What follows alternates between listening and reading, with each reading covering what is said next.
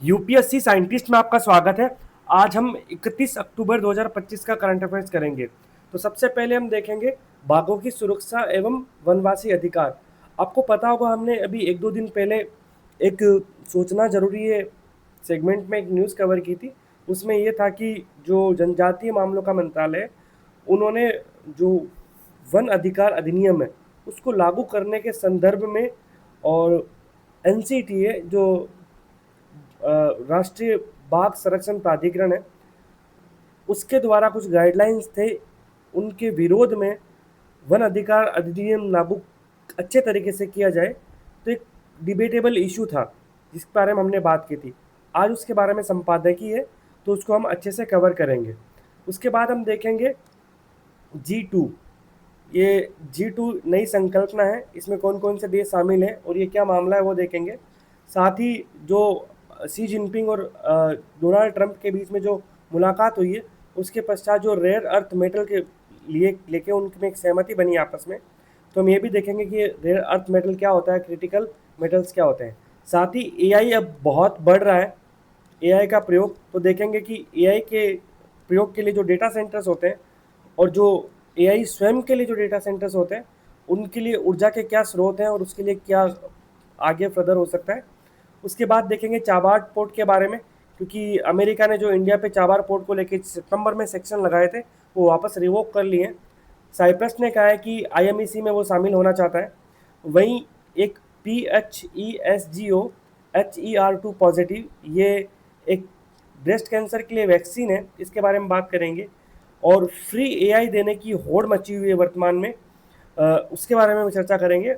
और फिर सोचना जरूरी है सेगमेंट के साथ हम आज के डिस्कशन को कंप्लीट करेंगे।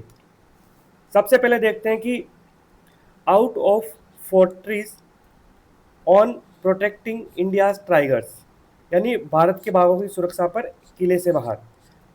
GS3 environment topic biodiversity conservation, ये भी नेशनल लेवल पर कवर अप होगा। ये वाइल्ड लाइफ प्रोटेक्शन एक्ट है, उसके अकॉर्डिंग ये कवर अप किए जाते हैं। अब देखें चर्चा में क्यों रहा, तो केंद्रीय जनजातीय मामलों के मंत्रालय ने एक नई नीति जारी की है, जिसमें यह कहा गया है कि भारत की जो बाघ संरक्षण की रणनीति है वो फॉर ट्रीज कंजर्वेशन, यानी लोगों को बाहर रखकर नहीं, बल्कि एक सामाजिक अनुबंध, सोशल कॉन्ट्रैक्ट के पर आधारित होनी चाहिए। और ये नीति है वो स्थानांतरण को केवल एक असाधारण उपाय मानती है। यानी इस नीति में साफ कहा गया है कि अगर जो वनवासी लोग हैं, ट्राइबल लोग हैं, उनका स्थानांतरण है वो एक्सेप्शनल होना चाहिए, न कि रूटीन होना चाहिए। ये जो एनसीटी है उसके पुराने दिशा निर्देशों के बिल्कुल विपरीत है, एक तरह से उन दिशा निर्देशों को पलट रहा है। और एनसीटीए के दिशा निर्देशों में स्पष्ट तौर पे कहा गया था कि जो टाइगर रिजर्व है, वहाँ से जो गांव है वो बड़े पैमाने पर हटा दिए जाएं। मतलब कि जो एनटीसीए के निर्देश है वो बोलते हैं कि जहाँ पर भी टाइगर रिजर्व है वहाँ से गांव को हटा दें, लेकिन जनजातीय मामलों का मंत्रालय स्पष्ट तौर पर ये बोलता है कि गांवों को नहीं हटाया जाएगा, लोगों को विस्थापित नहीं किया जाएगा जब तक कि एक्सेप्शनल, मतलब कि अति आवश्यक हो जाए, ऐसी स्थिति के अतिरिक्त। अब नई नीति में क्या क्या एस्पेक्ट्स हैं। पहला कि जंगल के अंदर रहने वाले लोग घुसपैठिए नहीं है, बल्कि वो हितधारक हैं। ये नई नीति एक बहुत ही सस्टेनेबल अप्रोच को अपनाती है कि वो जो जंगल में जो भी वनवासी लोग रह रहे हैं, टाइगर रिजर्व के अंदर रह रहे हैं, वो स्टेक होल्डर्स हैं, वो लंबे समय से उनके साथ रहते आए हैं। और जब तक वन अधिकार अधिनियम 2006 की प्रक्रिया पूरी नहीं हो जाती, तब तक इन लोगों को उनके घरों से नहीं हटाया जा सकता। साथ ही सह अस्तित्व की बात पर बल दिया गया है इसमें, कि इंसान और बाघों को अलग अलग देखने के बजाय उन्हें एक साथ रहने, यानी सस्टेनेबल कोहेबिटेशन पर शोध और पायलट परियोजनाओं को बढ़ावा देती है ये नीति। साथ ही कानूनी सुरक्षा, ट्राइबल मिनिस्ट्री ने साफ कहा है कि अगर गैर कानूनी बेदखली, अगर गैर कानूनी रूप से, यानी जो वन अधिकार संरक्षण अधिनियम है 2006 का, वो अगर उसको लागू किए बिना गैर कानूनी बेदखली अगर ट्राइबल की होती है फ्रॉम टाइगर रिजर्व एरिया, तो 80 ST एट्रोसिटी एक्ट है, उसके अकॉर्डिंग कार्रवाई की जा सकती है। और साथ ही जो इससे जुड़ी शिकायत है उनके लिए त्रिस्तरीय प्रणाली यानी 3 टायर सिस्टम की स्थापना की जाएगी। अब देखा जाए तो मोटा मोटी ये नीति में कुछ एस्पेक्ट थे, लेकिन इसके सामने कुछ चैलेंज भी है। चैलेंज क्या है कि विविध ज़रूरतें। अब जंगल पर जो निर्भर समुदाय हैं उनकी ज़रूरतें अलग अलग हैं। अब कहीं पर अस्पताल और स्कूल की आवश्यकता है, तो कहीं पर लोग चाहते हैं कि पारंपरिक जीवन शैली हो। तो ये बिल्कुल इसमें एक तरह का पैराडॉक्स भी है। फिर देखें कि बाघों की ज़रूरतें, तो बाघ एक संवेदनशील प्राणी है और कई संरक्षणवादियों का मानना है कि बाघों जैसे जो शीर्ष शिकारी हैं यानी जो एपेक्स प्रीडेटर्स हैं, उनके संरक्षण के लिए ह्यूमन फ्री कोर जोन आवश्यक है। वहीं स्थानीय तंत्र की कमी, कि जो राष्ट्रीय नीति है वो अधिकारों की रक्षा करती है, लेकिन जमीनी स्तर पर लोग और बाघों के को एक्सिस्टेंस यानी सह अस्तित्व के लिए बहुत सूक्ष्म स्थानीय तंत्र की आवश्यकता होती है। बड़े मंत्रालय नहीं बना सकते हो, मतलब लोकल लेवल पर एक कोएक्सिस्टेंस चाहिए। बड़े मंत्रालय ने एक निर्णय ले लिया, उसके अनुसार स्थानीय स्तर पर काम नहीं हो सकता। अगला है कि विरोध की आशंका। हो सकता है कि जो संरक्षण प्राधिकरण है, मुख्य रूप से जो वन विभाग है, वो जनजातीय मंत्रालय की इस नई नीति का विरोध करेंगे, क्योंकि इससे बाघों को के जो आवास है उनको मजबूत करने में देरी हो सकती है और उनका काम बढ़ सकता है, क्योंकि हाल के वर्षों में बाघों की संख्या में काफ़ी वृद्धि देखी गई है। हो सकता है कि वो इस बात को लेकर भी विरोध करें कि ये दाव उल्टा पड़ सकता है। अब राज्यों की भूमिका क्या है कि संरक्षण का काम मुख्य रूप से राज्यों और पर्यावरणीय मंत्रालय के तहत आने वाले वन विभाग करते हैं, और राज्य इस नए ढांचे को लागू करेंगे या नहीं करेंगे, तो वहाँ पे जबरन स्थानांतरण जारी भी रह सकता है। ये इसके समक्ष कुछ चुनौतियाँ हैं। आगे की राह क्या होना चाहिए कि जो किला मॉडल था कि उनको बाघों को एक फोर्ट में डाल दो एक तरह से और बाकी लोगों को बाहर निकाल दो, वो लोगों के अधिकारों के प्रति काफ़ी असंवेदनशील था। वैसे इसे छोड़ने का मतलब ये बिल्कुल नहीं होना चाहिए कि हम प्राकृतिक संपदा की सुरक्षा करना छोड़ दें। हमें बाघों के संरक्षण और जनजातीय लोगों के अधिकार, इन दोनों के बीच में संतुलन स्थापित करना बेहद आवश्यक है। अब यह आर्टिकल कंप्लीट हो जाता है, लेकिन हमें आवश्यक है कि इस पूरे टॉपिक में एक तो वन अधिकार अधिनियम और एक NTCA की चर्चा हुई है, तो ये दोनों एग्जाम पर्सपेक्टिव से इम्पोर्टेंट है। और एक बात बड़ी इंटरेस्टिंग है कि दोनों को बने लगभग 20 साल हुए हैं। वन अधिकार अधिनियम 2006 में बना था, और वहीं जो नेशनल टाइगर कंजर्वेशन अथॉरिटी है वो भी 2005 में बनी है, और कुछ इसके प्रावधान प्रभावी 2006 में हुए थे, तो इसके भी लगभग 20 वर्ष हो रहे हैं। तो इन दोनों के बारे में ध्यान रखना है इन रेस्पेक्ट ऑफ 2026 के प्रीलिम्स में। अब सबसे पहले बात करते हैं वन अधिकार अधिनियम। अनुसूचित जनजाति और अन्य परंपरागत वन निवासी वन अधिकारों की मान्यता अधिनियम 2006, ये इसका पूरा नाम है। इसे लोकप्रिय रूप से हम वन अधिकार अधिनियम के नाम से जानते हैं। इसके लिए नोडल एजेंसी कौन सी है, तो जनजातीय मामलों का मंत्रालय इसे लागू करता है। उद्देश्य क्या है इसका कि जो वनवासी समुदाय हैं उनके भूमि और वन संसाधनों पर जो अधिकार है उनको ये मान्यता देता है। ये ऐतिहासिक अन्याय को दूर करने का उद्देश्य है इसका। साथ ही जो अनुसूचित जनजातियां हैं और अन्य जो पारंपरिक वनवासी हैं उनको कानूनी रूप से वन संसाधनों तक पहुंचने, उनका उपयोग करने और उसको प्रबंधन करने में सक्षम बनाता है, और साथ ही जैव विविधता संरक्षण में योगदान करने के लिए भी सशक्त करता है। इसमें 4 प्रकार के अधिकार शामिल हैं: स्वामित्व अधिकार, उपयोग अधिकार, राहत और विकास अधिकार और वन प्रबंधन का अधिकार। स्वामित्व अधिकार मतलब कि जो जिस वन में वो लंबे समय से रहते आए हैं वहाँ पे उनके स्वामित्व को स्वीकार किया गया है। उपयोग अधिकार जैसे लघु वन पक्ष, माइक्रो फॉरेस्ट प्रोड्यूस है, जड़ी बूटी है, औषधीय पौधे हैं, उनको इकट्ठा करने का उनका अधिकार है। साथ ही जो राहत और विकास, उनमें अवैध बेदखली और सुरक्षा और पुनर्वास भी शामिल है। इस जो अवैध बेदखली से सुरक्षा है, इसी को लेकर आज का क्या है हमारा मेन टॉपिक है कि बाघों के संरक्षण के लिए जो वनवासी और जनजातीय समुदाय है उसको बाहर निकाला जा रहा था। पॉजिटिव नोट क्या है कि इस कानून के प्रावधान को भील और जो गोंड भाषाएं हैं वैसी लोकल भाषाओं में भी उपलब्ध करवाया गया है वहाँ के लोगों को, ताकि वो अपने अधिकार के बारे में अधिक जागरूक हो, अपने अधिकार के बारे में ज़्यादा सजग हो। अब बात करते हैं नेशनल टाइगर कंजर्वेशन अथॉरिटी यानी राष्ट्रीय व्याघ्र यानी बाघ संरक्षण प्राधिकरण। इसकी स्थापना 2006 में हुई, कई जगह 2005 भी देखने को मिला है। वैधानिक निकाय यानी स्टेचुरी बॉडी है ये, और वन्य जीव संरक्षण अधिनियम 1972 के तहत ये स्थापित है। मंत्रालय कौन सा है? तो मंत्रालय ministry of forest, environment and climate change. उद्देश्य की क्या है इसके? तो बाघों को उनके आवास की सुरक्षा और संरक्षण करना, यानी बाघ है उनके आवास की सुरक्षा करना व उनका संरक्षण करना। इसके लिए ये प्रोजेक्ट टाइगर को भी लागू करता है, और साथ ही ये टाइगर स्टेटस रिपोर्ट भी जारी करता है समय समय पर। इसकी संरचना देखें तो इसके अध्यक्ष कौन होते हैं? इसके अध्यक्ष पर्यावरण और वन मंत्रालयों के मंत्री होते हैं, यानी जो ministry of forest, environment and climate change है उसके जो कैबिनेट मिनिस्टर हैं वो इसके अध्यक्ष होते हैं। और वहीं जो इस मिनिस्ट्री के जो स्टेट मिनिस्टर होते हैं वो इसके उपाध्यक्ष होते हैं। इनके अतिरिक्त संसद के 3 सदस्य भी इसकी संरचना में शामिल है, और अन्य मंत्रालय के सचिव और सदस्य शामिल होते हैं। ध्यान रखना है, एक होता है नेशनल वाइल्ड लाइफ बोर्ड, इसके अध्यक्ष होते हैं वो पीएम होते हैं, ये कंफ्यूज नहीं होना है। और जबकि एनटीसीए के अध्यक्ष हैं वो वन मंत्री हैं। यूएसए चाइना रिलेशन, काफ़ी समय से यूएसए कुछ प्रतिबंध लगा रहा था, फिर चाइना भी कुछ प्रतिबंध लगा रहा था, लेकिन हाल ही में साउथ कोरिया में शी जिनपिंग और ट्रंप की एक मीटिंग हुई थी। उसके अंदर उन्होंने एक सहमति प्रकट की है कि जो ट्रेड वार है उसको थोड़ा रोका जाए, और चीन ने भी बोला है कि वो जो रेयर अर्थ को लेके जो उसने कुछ प्रतिबंध लगाए थे उसमें छूट देगा, और साथ ही अमेरिका ने कुछ टैरिफ कम किए हैं, और साथ चीन ने यह भी कहा है कि वो तुरंत प्रभाव से अमेरिकी सोयाबीन है उसको खरीद शुरू करेगा, जिस पर चीन ने पूर्णतः रोक लगा रखी थी। अब यहाँ पे G2 की बात हुई है। G2 का मतलब क्या है?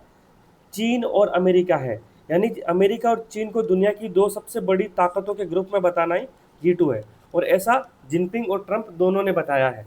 अब बात करें G2, तो ये वैश्विक मुद्दों पर काम करने के लिए खास अमेरिका और चीन का क्लब बनाने का विचार है।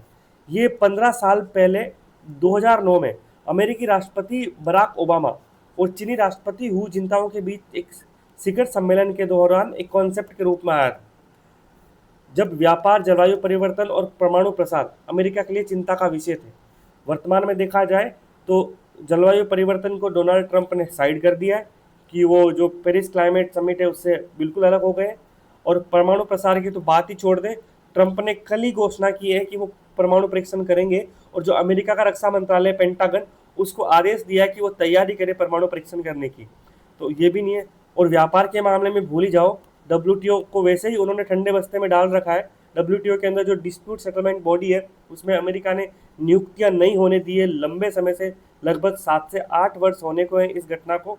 इसके साथ ही व्यापार को कैसे तोड़ रहे हैं हम देख रहे हैं, रोज रोज वो हर कंट्री पे कुछ न कुछ टैरिफ का बम फोड़ते रहते हैं।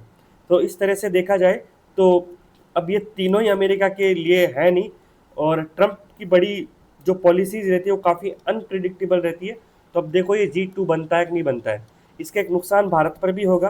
क्या होगा? एक तो सबसे बड़ी ये बात है कि अभी चीन के साथ जो टैरिफ है वो 47% हो गया है इनकी मीटिंग के पश्चात, और भारत और ब्राज़ील के साथ अभी भी टैरिफ 50% लागू है। तो विश्व में सबसे ज़्यादा भारत अभी टैरिफ दे रहा है अमेरिका को। तो ये देख सकते हैं कि भारत की स्थिति क्या है वर्तमान में। इसके साथ ही अमेरिका ने चीन को रोकने के लिए बनाया था क्वाड। अब क्वाड का क्या होगा? अगर G2 बनता है तो क्वाड की जरूरत नहीं पड़ेगी। इसके साथ साथ जो इंडो पैसिफिक की बात की जाती है अमेरिका के द्वारा, अगर चाइना के साथ G2 बनता है तो उसकी भी आवश्यकता नहीं पड़ेगी। तो इस तरह से काफ़ी स्ट्रेटेजिक प्रभावित हो सकती है। भारत की जो एक्ट ईस्ट पॉलिसी है वो भी इससे प्रभावित होगी। अब हम रेयर अर्थ मेटल्स के बारे में सेपरेटली बात करेंगे, क्योंकि ये काफ़ी टॉपिक बार बार करंट में आता है, और हमने इसके बारे में पहले भी बात की है। और हम इसके अंदर रेयर अर्थ मेटल के साथ साथ क्रिटिकल मेटल्स है उसको भी देखेंगे, क्योंकि इन शब्दों को कभी कभी पर्यायवाची के तौर पर प्रयोग कर लिया जाता है, लेकिन दोनों अलग अलग हैं। रेयर अर्थ मेटल और क्रिटिकल मेटल्स ये IR में तो इम्पोर्टेंट है ही है, इसके साथ साथ इकोनॉमी के पर्सपेक्टिव से भी काफ़ी इंपॉर्टेंट है। अब इनको एक टेबल के माध्यम से समझेंगे, क्योंकि सामान्यतः इनको एक ही मान लिया जाता है जिससे कन्फ्यूजन होता है। जो रेयर अर्थ मेटल है ये वैज्ञानिक या रासायनिक समूह है। जो पीरियोडिक टेबल है, आवर्त सारणी है, उसमें 17 तत्व हैं, उनका एक सेट बनाया गया है स्पेसिफिक, वही रेयर अर्थ मेटल्स हैं, यानी दुर्लभ मृदा धातु हैं। अब इसमें 15 हैं वो लेंथेनाइट्स हैं, जबकि 2 हैं उनमें स्कैंडियम और येट्रियम है। अब दुर्लभ क्यों है? ऐसा नहीं है कि पृथ्वी पर कम है, पृथ्वी पर है लेकिन सीमित मात्रा में ही है। दुर्लभ इस वजह में कि इसका खनन करना और इनको शुद्ध रूप में निकालना बहुत ही दुर्लभ है। ये बहुत कम मात्रा में मिलते हैं, बहुत पतली पतली छोटी छोटी इनकी परतें मिलती है, तो इनको निकालना बड़ा मुश्किल है। आज चाइना इसका जो इसको निकालने के मामले में 60% होल्ड रखता है और इसको पूरा रिफाइन करके रेडी टू यूज के लेवल पर ये 90% तक चाइना की डोमिनेंस है इसमें। इसके उदाहरण क्या है? यही नियोडीमियम, प्रोमीथियम, येट्रियम वगैरह है।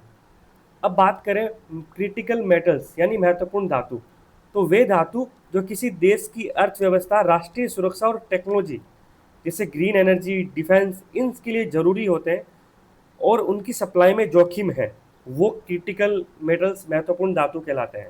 यानी क्रिटिकल्स क्यों है? क्योंकि ये देशों के लिए बहुत जरूरी है, अत्यावश्यक है। आपको बैटरी बनानी है, आपको चिप्स बनानी है, आजकल चिप्स हर जगह यूज होती है। आपके पास जो ईयरबड्स हैं या फिर जो नेकबैंड है उसमें भी चिप है, आपके मोबाइल, आपके माउस, आपके लैपटॉप, आप अपने आसपास जो भी इलेक्ट्रॉनिक उपकरण आज देखते हैं, आपकी कार हो चाहे आपकी बाइक हो, सब में चिप्स का इस्तेमाल होता है।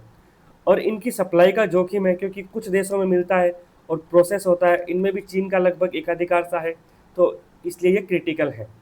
तो रेयर का मतलब क्या है कि निकालना बड़ा दुर्लभ है, इनको शुद्ध रूप में प्राप्त करना दुर्लभ है। और महत्वपूर्ण मतलब कि ये आवश्यक है कुछ जो क्रिटिकल जो कंपोनेंट्स के क्रिएशन में।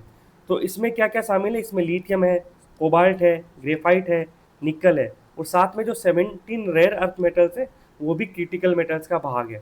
तो हम कह सकते हैं कि जो सभी रेयर अर्थ मेटल्स हैं वो क्रिटिकल मेटल्स होते हैं, लेकिन सभी क्रिटिकल्स मेटल है वो रेयर अर्थ मेटल नहीं होते हैं। तो देखा जाए तो जो बड़ा घेरा होगा वो किसका होगा? वो क्रिटिकल मेटल्स का होगा, और जो छोटा सर्कल होगा वो किसका होगा? रेयर अर्थ मेटल का होगा। यानी सभी रेयर अर्थ मेटल हैं वो क्रिटिकल मेटल्स हैं, लेकिन सभी क्रिटिकल मेटल्स हैं वो रेयर अर्थ मेटल्स नहीं हैं। अब बात करेंगे डेटा सेंटर्स की। तो वही हम जो भी यूट्यूब पे अपलोड करते हैं, टेलीग्राम के माध्यम से कुछ फाइल्स शेयर करते हैं, कुछ भी करते हैं, वेबसाइट एक्सप्लोर करते हैं, जो कुछ भी वेबसाइट पे हम गूगल से सर्च करते हैं, हमारे सामने जो भी कंटेंट आता है वो सब कुछ कहीं ना कहीं स्टोर होता है। और वो स्टोर कहाँ पर होता है? डेटा सेंटर्स पर होता है। अब जब से एआई की शुरुआत हुई है तो डेटा सेंटर्स पर दबाव बढ़ गया है कि कृत्रिम बुद्धिमत्ता के लिए क्या होता है कि सामान्य हम जब वेबसाइट एक्सेस करते हैं तो हम एक वेबसाइट डालते हैं google.com और उस स्पेसिफिक वेबसाइट से रिलेटेड कंटेंट हमें मिल जाता है। तो यहाँ पर क्या होता है? एक तरह से डेटा हमारे पास आ गया। लेकिन एआई में क्या होता है? हम एक इनपुट देते हैं और वो जो डेटा सेंटर में डेटा रीजनरेट करता है, अगेन अगेन हम उसको इनपुट देते रहते हैं, तो डेटा बार बार जनरेट होता रहता है। तो जो डेटा जनरेट होता है वो भी डेटा सेंटर में स्टोर होता है। तो इस तरह से अब डेटा सेंटर है उनकी डिमांड बढ़ रही है, डेटा सेंटर का आकाश बढ़ रहा है, और वो सब एआई की वजह से हो रहा है। और ये डेटा सेंटर है वो फ्री में नहीं चलते। फ्री इन मीन्स की एनर्जी, इनके लिए बहुत ज़्यादा ऊर्जा लगती है, और वो ऊर्जा का स्रोत क्या होगा उसी के आधार पर एक चिंता है। तो साइंस एंड टेक्नोलॉजी के एस्पेक्ट से क्या है? एआई और डेटा सेंटर्स। और इन्वायरमेंट के एस्पेक्ट से क्या है? ऊर्जा स्रोत। अगर वो ऊर्जा कोयले से मिल रही है तो ये बिल्कुल भी सस्टेनेबल नहीं है, सतत नहीं है। अब डेटा सेंटर की मांग बढ़ रही है क्योंकि डिजिटल इंडिया, डेटा स्थानीयकरण की नीतियों और डेटा भंडारण की आवश्यकता बढ़ रही है। ये भारत में भी हो रहा है और वर्ल्ड वाइड भी हो रहा है। डेटा सेंटर अत्यधिक ऊर्जा की मांग करते हैं क्योंकि जीपीयू, क्योंकि जो एआई वाले सिस्टम्स हैं वो जीपीयू पे चलते हैं। सामान्य जो हमारे लैपटॉप्स में सीपीयू होता था, अब तो जीपीयू आने लगे हैं। तो ग्राफिक प्रोसेसिंग यूनिट्स इन पे चलते हैं, तो ये उच्च क्षमता वाली कंप्यूटिंग इकाइयों का यूज़ करते हैं जो परंपरागत सर्वर से बहुत अधिक बिजली खपत करते हैं। और जो बड़ी टेक कंपनियां वो कम कार्बन ऊर्जा स्रोतों की ओर बढ़ रही है, और जिसमें रिन्यूएबल एनर्जी है या ग्रीन हाइड्रोजन है, और या फिर नए छोटे मॉड्यूलर रिएक्टर है, स्मॉल मॉड्यूलर रिएक्टर है। इसके बारे में पूर्व में हम बात कर चुके हैं, लेकिन फिर भी ब्रीफली देख लें। ये जो स्मॉल मॉड्यूलर रिएक्टर है ये परमाणु ऊर्जा से संबंधित है, जो न्यूक्लियर एनर्जी है उससे संबंधित है। तो भारत भी एसएमआर के विकास की दिशा में जोर दे रहा है, और हमने टारगेट भी किया कि 2047 तक जो हमारी परमाणु ऊर्जा है वो 100 गीगावाट हमारी क्षमता होगी। और लेकिन 2023 तक 33 तक हमने ये टारगेट किया कि हम 5 घरेलू स्मॉल मॉड्यूलर रिएक्टर स्थापित करेंगे। तो स्मॉल मॉड्यूलर रिएक्टर क्या होता है? ये जो परमाणु ईंधन के माध्यम से ऊर्जा उत्पादन करने वाले रिएक्टर ही होते हैं। बस इनकी क्षमता होती है वो 300 मेगावाट प्रति यूनिट तक होती है। यानी तरह के छोटे रिएक्टर होते हैं, ये पोर्टेबल होते हैं, एक दूसरे स्थान पर इनको आसानी से ले जाया जा सकता है। इनमें एक बार ईंधन भर दिया तो 4-5 वर्ष तक, और ज़्यादा यूज है तो 2-3 सालों तक देखने की आवश्यकता नहीं है रहती। लेकिन इसकी कुछ सीमाएं भी हैं। टेक्नोलॉजी ट्रांसफ़र, नागरिक सुरक्षा। हम देखते हैं कि हमारा अमेरिका के साथ जो न्यूक्लियर डील हो 2008 में हुआ था, अभी तक कोई बड़ा सहयोग नहीं हो पाया है, क्योंकि जो सिविल लाइबिलिटी एक्ट है उसकी वजह से कुछ दिक्कतें आ रही है। उसके साथ जो परमाणु अपशिष्ट प्रबंधन है, हम देखते हैं कि कई जगह पर जैसे कुडनकुलम वगैरह में जब परमाणु संयंत्रों की स्थापना की जा रही थी तो बहुत विरोध प्रदर्शन हुए थे लोगों के द्वारा। तो ये अपशिष्ट को लेके भी चिंताएं रहती है, और उसको लंबे समय तक रखना और फिर उसका एक सुरक्षित निपटान करना भी एक समस्या बना हुआ है। अब सबसे पहले बात करेंगे चाबार पोर्ट की। चाबार पोर्ट, भारत को ईरान के चाबार पोर्ट को उपयोग करने की जो अमेरिकी बैन था उससे छूट मिल गई है। अमेरिका ने ईरान पर बहुत सारे सैंक्शन लगा रखे हैं। वो क्यों लगा रखे हैं? क्योंकि अमेरिका को डर है कि ईरान परमाणु हथियार बना लेगा। इसलिए 2015 में अमेरिका और ईरान के बीच में मुख्य रूप से JCPOA करके एक समझौता हुआ था, joint comprehensive plan of action. इसमें P5 देश प्लस जर्मनी, ये मिलकर ईरान के साथ एक समझौता किया था। लेकिन बाद में अमेरिका इससे अलग हो गया और अमेरिका ने 2018 में ईरान पर कुछ प्रतिबंध लगा दिए।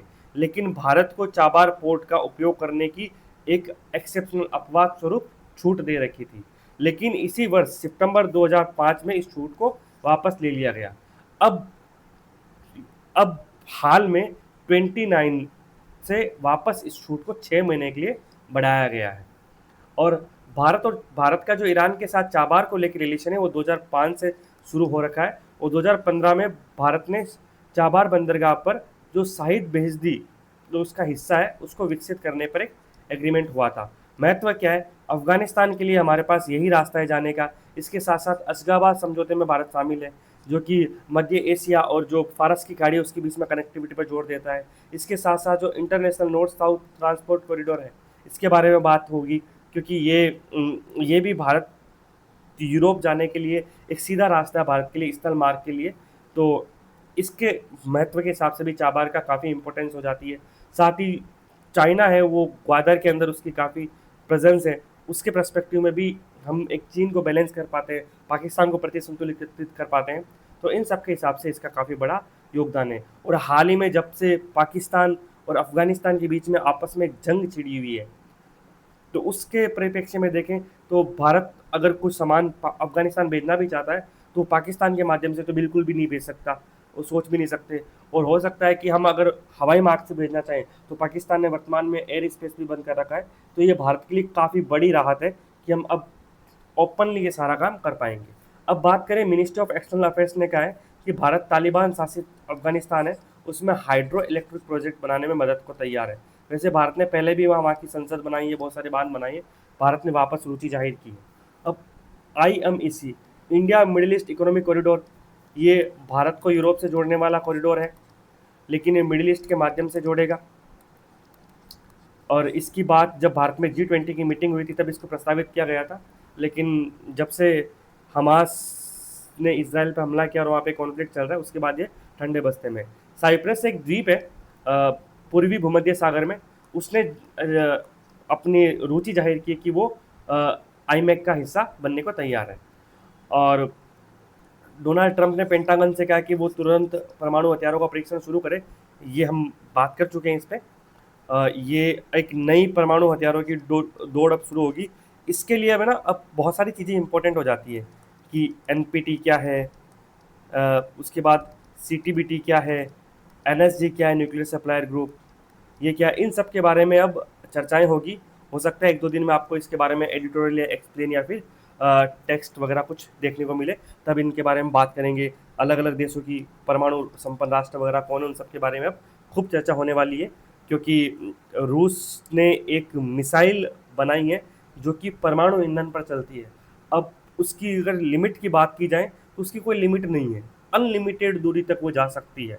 मतलब ऐसा हो सकता है कि रूस उसको छोड़े तो 24 घंटे तक भी वो हवा में रहेगी, और वो क्रूज मिसाइल है। तो इससे अमेरिका को चिंता भी है। इस कॉन्टेक्स्ट में भी हम देख सकते हैं कि हो सकता है कि ट्रंप ने इसलिए पेंटागन को कहा है, लेकिन इस वजह से परमाणु हथियारों की होड़ शुरू होने की पूरी आशंका है। PHESGO पॉजिटिव ये ब्लड कैंसर के इलाज के लिए ये पर्टुजेम और ट्रेस्टुजेमेब का एक फिक्स्ड डोज कॉम्बिनेशन इंजेक्शन है, इस जिसमें हाइलुरोनिडेज भी शामिल है। ये नाम जरूरी नहीं है, बस ये नाम याद रख लोगे तो बहुत है। और ये इंजेक्शन है, ये उपचार के समय को काफ़ी कम करता है और काफ़ी तेज़ी प्रदान करता है, मतलब इसको ईजिली बॉडी में इंजेक्ट किया जा सकता है और ये काफ़ी तेज़ी से रिफॉर्म प्रदान करता है। सामान्यतः जो पहले के जो इंजेक्शन होते थे वो आईवी होते थे, लेकिन ये आईवी नहीं है, ये सीधा जहाँ पर जो कैंसर सेल्स है उनके पास इसको इंजेक्ट किया जाता है। अब बात करें श्रम मंत्रालय की ड्राफ्ट पॉलिसी, तो श्रम मंत्रालय लेबर मिनिस्ट्री है, यूनियन लेबर मिनिस्ट्री है ना, केंद्रीय, उसने एक पॉलिसी जारी की है और केरल ने कहा है इसको वापस लिया जाए। क्यों? अभी तो ड्राफ्ट ही है वैसे, लेकिन फिर भी केरल इसके अगेंस्ट में। केरल का यह कहना है कि जो रोजगार और मजदूरों का कल्याण है वो संविधान की कॉन्करेंट लिस्ट यानी समवर्ती सूची का हिस्सा है। अब एक बात यह भी है, समवर्ती सूची पर दोनों को कानून बनाने का अधिकार भी है, लेकिन फिर भी। और केरल ने यह कहा है कि फेडरल सिद्धांतों का यानी जो संघीय सिद्धांत है उनका खुला उल्लंघन है। जहाँ पे भी संघीय की बात आ जाएगी, इसका मतलब है कि बात हो रही है केंद्र राज्य संबंधों की। अब पॉलिसी मजदूरों की बेसिक जरूरत जैसे कि job security, minimum wage, regular सोच, इन सब के बारे में ये पॉलिसी मौन है। यही केरला ने चिंता जताई इसी को लेके। अब देखते हैं फ्री एआई की होड़। हाल में आपने देखा होगा कि एआई बहुत जल्दी स्प्रेड हो रहा है, लेकिन अब एआई के बारे में नया डेवलपमेंट ये है कि एआई फ्री एआई दे रहा है। बहुत सारे जो एआई प्लेटफॉर्म्स हैं वो इंडिया में तो फ्री लॉन्च हो रहे हैं। जैसे सबसे पहले हमने देखा था कि एयरटेल है, एयरटेल ने 1 साल के लिए जो परप्लेक्सिटी एआई है वो फ्री में देने की घोषणा की थी एयरटेल यूज़र के लिए। उसके बाद जो ओपन एआई है जिसने चैट जीपीटी बनाया है, उसने कहा कि वो अपना जो चैट जीपीटी गो प्लान है वो 1 साल के लिए फ्री देगी। इसके बाद अब रिसेंटली रिलायंस जियो ने गूगल के साथ एक करार करके कि जो जियो के यूज़र्स हैं उनको 18 महीने के लिए फ्री में जेमिनी एआई दिया जाएगा। तो ये फ्री एआई देने की होड़ है। आपको ये भी ध्यान रखना है कि इजी क्वेश्चन बनता है, तो गूगल का क्या है, जेमिनी है, ओपन एआई का क्या है, चैट जीपीटी है। अब बात करें ग्रेट निकोबार परियोजना, ये क्या है? तो केंद्र सरकार ने एनजीटी यानी नेशनल ग्रीन ट्राइब्यूनल है, ये 2010 में बना था। ये स्टेचुरी बॉडी है, वैधानिक निकाय है, एक्ट के माध्यम से बना है। तो ग्रेट निकोबार परियोजना, जो ग्रेट निकोबार आइलैंड है वहाँ पे एक बंदरगाह है और पूरा लॉजिस्टिक हब विकसित करने की केंद्र सरकार की परियोजना है। उसको चैलेंज किया गया था एनजीटी में, तो केंद्र सरकार ने स्पष्ट किया है कि जो ये मेगा इंफ्रास्ट्रक्चर प्रोजेक्ट है इसके बारे में जो जैव विविधता का प्रभाव पड़ेगा उसकी उन्हें पूरी जानकारी है। अभी ये मामला चलेगा तो इसके बारे में फर्दर डिस्कशन करेंगे, क्योंकि एनजीटी में अभी नेक्स्ट हियरिंग बाकी है। इसी के साथ आज का डिस्कशन कंप्लीट होता है। आप पीडीएफ टेलीग्राम से प्राप्त कर सकते हैं और वीडियो यूट्यूब पर देख ही रहे हैं आप। नेक्स्ट वीडियो में जल्द मुलाकात होगी, तब तक के लिए थैंक यू।